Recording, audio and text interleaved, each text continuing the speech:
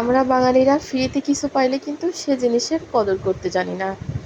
কারণ আমি অনেক ভিডিও দেখছি, এইখান থেকে একটু সেইখান থেকে একটু করে ভিডিও আপলোড করে, সেই ভিডিওতে কত লাইক কমেন্ট শেয়ার কত কিছু হয়।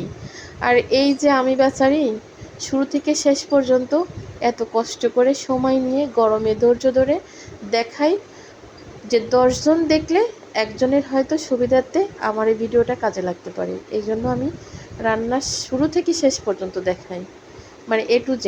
আমার রান্না দেখে বা আমার যে কোনো কিছু করা দেখে যাতে অন্য কেউ করার সুযোগ থাকে, সেই সুযোগটা কিন্তু আমি দিই। তারপরও চোখ দিয়ে দেখে, কত মানুষ দেখে, 300 400 500 মানুষে দেখে আমার ভিডিও। তো এত মানুষের দেখতে সমস্যা হয় না, কিন্তু একটা লাইক করতে বা একটা কমেন্ট করতে তাদের হাতে মুখে দুইটা জায়গায় কিন্তু অনেক বেশি সমস্যা। তা আমি মনে করি যাদের এত সমস্যা তারা দেখেন কেন? দেখবেন না, চলে যাবেন, স্কিপ করে উপরে ঠেলা দিয়ে চলে যাবেন, দেখার দরকার নেই। কারণ দেখে যদি আমি একটা উপকারের জন্য দেখাই, কিন্তু সেই উপকারটা যদি দেখে আপনাদের হয়ে যদি আমারে না করেন, তাহলে আর দেখার দরকার কি? তো এইখানে হচ্ছে আলুর পাকোড়া বানালাম।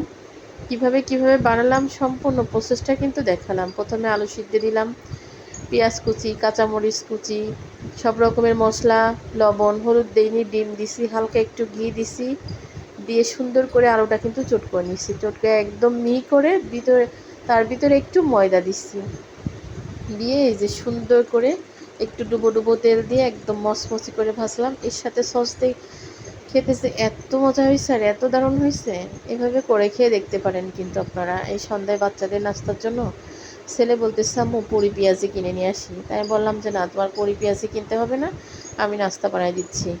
তো ভাত রান্না করেছি, উপরে 2টা আলু কেটে সিদ্ধ দিয়ে দিচ্ছি, দিয়ে একদম ঝটপট গরম গরম একদম মুসমুসে বাসায় তৈরি করা রেডি নাস্তা করে দিলাম।